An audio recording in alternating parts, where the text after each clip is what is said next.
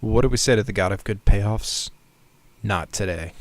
For those of you living under a rock, last week's episode of Game of Thrones might be the single most divisive thing that we've seen come out of the show just yet, and oh boy has it been getting flack. The show opens up with the Dothraki ranked up and ready for a charge. Melisandre shows up and actually lights all the Aurochs on fire, which creates an impressive visual, right up until the point where the Dothraki charge right into the darkness and get wiped out once and for all. Well, that was fun. The biggest problem with this is you've wasted your light cavalry, and not only have you not succeeded in breaking the ranks of the dead, you've actually just added to their army. Way to go! I couldn't have thought of a worse idea if I were the Night King trying to strategize it myself. Next, why are your trebuchets out in front? They should not be out in front. They should be out behind the walls, where they can fire large, heavy rocks coated in oil and flaming onto the White Walkers. Then we get to move on to the Unsullied, who are stationed out front, in front of the castle. Wait a minute, it's a castle. The importance of a castle is that you can hide behind the walls. Why are we out front? Thankfully, Jon and Daenerys actually decide to use the dragons to roast the people that are highly flammable.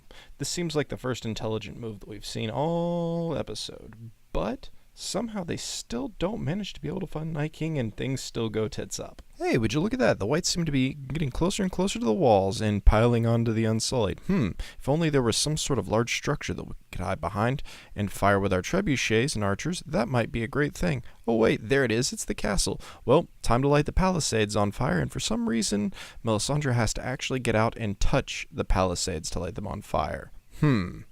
Well, now that the palisades are on fire, it's a great time to check and see what the whites exactly intend to do about this. Oh wait, they're just going to lay on top of it and snuff it out. Didn't see that coming. The highly flammable guys are able to put out the fires by just laying on them. Hey, look, we're finally here where we can rain down fire with our archers. This seems like this could be effective. Oh wait, our best archers aren't here. Theon is hiding in the Godswood with Bran. I get that some reason Bran is important that we may never find out, but he should be up on the walls. Everybody, particularly the Ironborn, who seem to actually rain down death when we get to the Godswood later, are hiding out in the Godswood, not absolutely wrecking people from the parapets.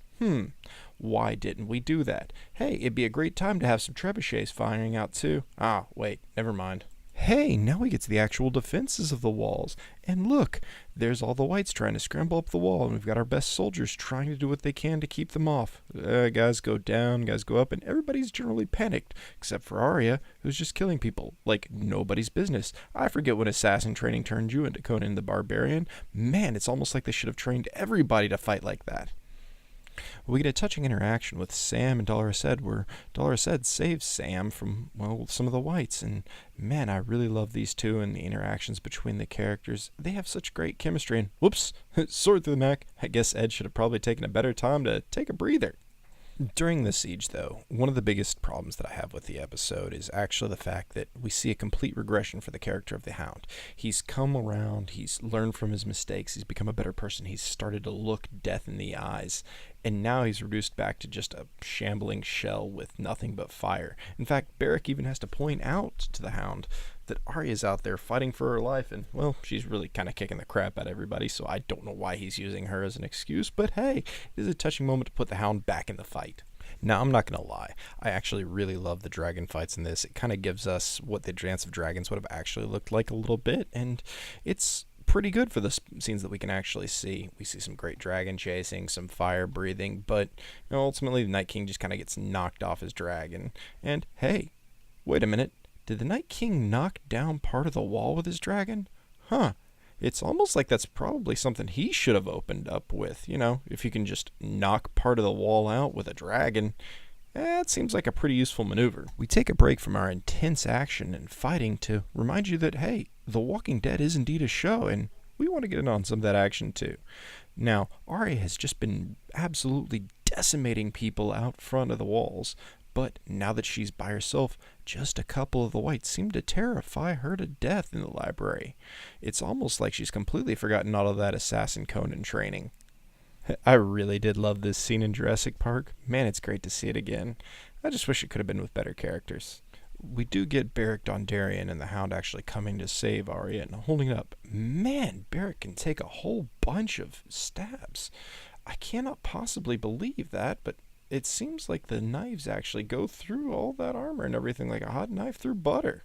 Man, that'll be great. This is a cool callback to the Hodor scene with the hold the door, but why do we have to call that back already? Well, it looks like we're finally going to get to see Jon fight the Night King, the moment we've all been waiting for, what every fan's been looking up to. And with a flick of his wrist, the Night King manages to raise the army of the dead again, right in front of Jon, and, well, looks like we might have to wait a little bit longer to get that thrilling showdown. We get to see a great scene with Dany and Jorah, where Jorah's desperately trying to defend Dany from being an idiot for herself, and did she actually use him as a human shield? I swear to God, there's a scene in here that looks like she actually threw him in front of the whites to block that. Huh.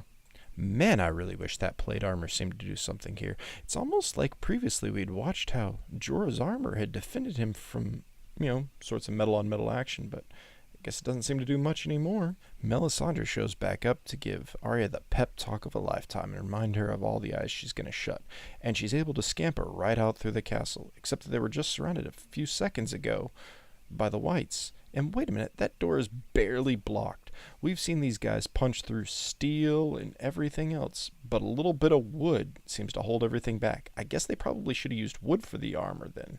Ah, they've gotten to the Godswood. This is Theon's moment to shine. And I've got to admit, this is probably my favorite part of the episode. The Ironborn look like the Ironborn from the books. They are just absolutely wrecking stuff. Flaming arrows everywhere, and you're reminded that sometimes these guys can actually be pretty good. I like the way that's shot. I like the composition of everything. This is actually genuinely a good scene, and then we just really cut from it real quick when it looks like they're about to all get screwed over. Holy crap, is Jon gonna fight a dragon? It's the actual ice dragon, and Jon's gonna have to face it down, and did he just re at the dragon? Is that really what we've come to? We're actually reeing at dragons. Man, have we fallen. Well, it's coming down to the end for the Ironborn. Looks like it's just Theon by himself, and Bran gives him a tearful look that tells him, hey, you are a good man, Theon. And Theon charges straight at him, and wait a minute, did the wood just go straight through plate again?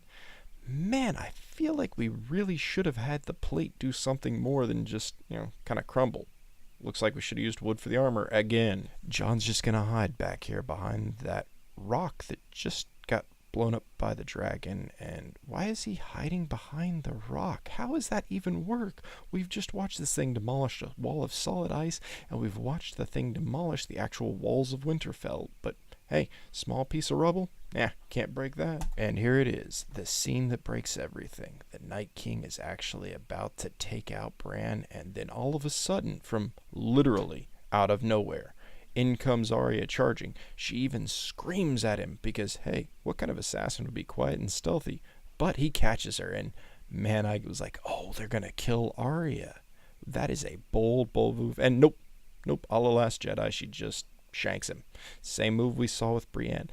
Now, this is my biggest problem, is that how is she even able to hold her own with Brienne? She's been trained as an assassin, but yet she's not moving stealthily. She's not using stealth tricks trying to get the drop on people. She's just going toe-to-toe with Brienne. And this is something we've seen all episode, where Arya is just able to down people like nobody's business. She didn't train to become Conan the Barbarian. She trained as an assassin. We even see Jaqen H'ghar talk earlier about why didn't he help them out more? Because they were surrounded. There were too many people. But it doesn't seem to be a problem for Arya. Not at all. So she just downed the Night King, and wow, that was it. So many years of build-up to have him taken down by Arya. I actually do have a problem with this, simply because of the fact that it completely negates the Azor Ahai prophecy and eliminates any reason for Jon existing at all. And if we were going to do this, we could actually do this with Arya. We should have had her wheel Bran into the Godswood, where she could have picked out a spot, camped out, and at the last minute shanked him like nobody's business. But no. She had to be killing everybody up on the walls, and well, this is how we're going to end it. This is the breaker right here. Man, I have never felt so robbed by anything I've ever watched. I love the show, but to be honest here, I actually prefer the books. And many of my favorite characters have been screwed over in the show, or frankly weren't even in it at all. And everything just crumbles here, just like the Night King. And there we have it, my take on this. There could have been so much build up. This could have been better done, but let's be honest, we just didn't care anymore. They didn't want to give us that. They gave a little bit of spectacle and traded in all the character development, story arcs, and effective payoffs to, well, subvert your expectations.